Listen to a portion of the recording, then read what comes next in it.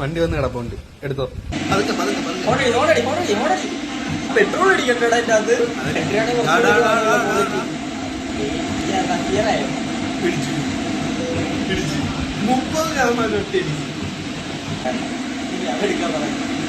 വഴി മാറിപ്പോടാ. Break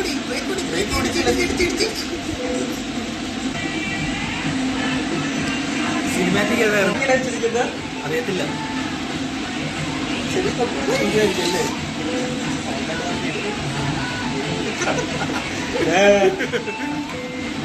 break പിടിച്ചായിരുന്നു.